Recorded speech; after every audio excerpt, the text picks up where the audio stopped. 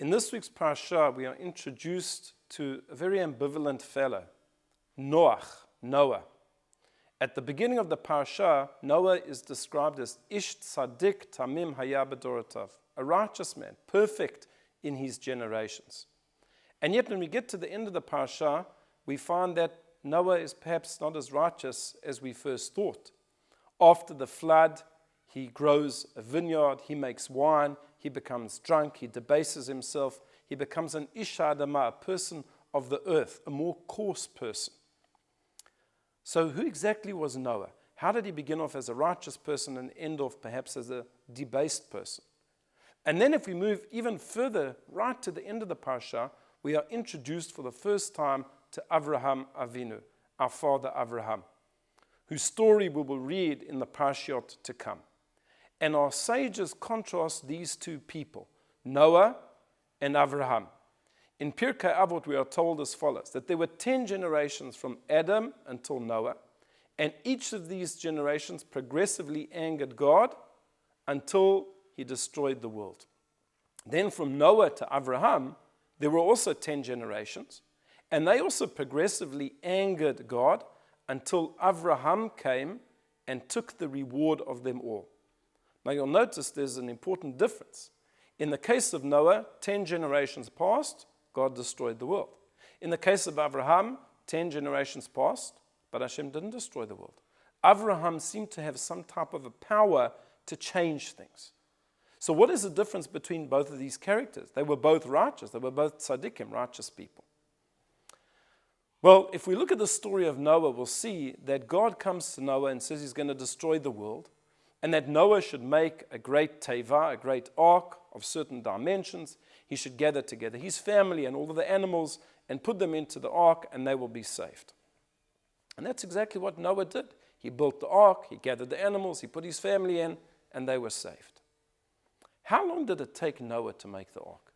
And according to our sages, it took decades and decades to make the ark. Well, during all of that time, didn't Noah save one other person besides his family, besides the animals? He could have explained to them that something bad was coming, something was on its way. There was going to be a great deluge, a great destruction. Yet in all of that time, Noah did not save a single person, only his family. Not so with Avraham. When it came to Avraham, we see that he realized people didn't know about God, and he taught them. Avraham megayeret anashim, v'Sarah megayeret et anashim. Abraham converted the men to the belief in the one God, and Sarah, his wife, the woman.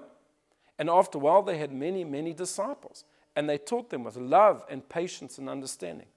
But not only that, when Hashem comes to Avraham and tells him that he's going to destroy the 5 cities in the region of Sodom v'Amorah, Sodom and Gomorrah, Avraham immediately prays to God and says, perhaps there are 50 righteous people in the city. Perhaps there are 40 or 30. Save the city. Even wicked people, Avraham wants to save. Not so Noah. Where's Noah's prayer? He never says anything to Hashem. Hashem tells him, I'm going to destroy the world. And Noah goes right ahead and builds the boat and never says anything. So the difference is really encapsulated in the words that Avraham uses for his prayer to God. He keeps on saying to Hashem, are there 50 tzaddikim betoch ha'ir? Are there 50 righteous people within the city? Now in Hebrew, he could have just said ba'ir, in the city. Betoch ha'ir means within the city.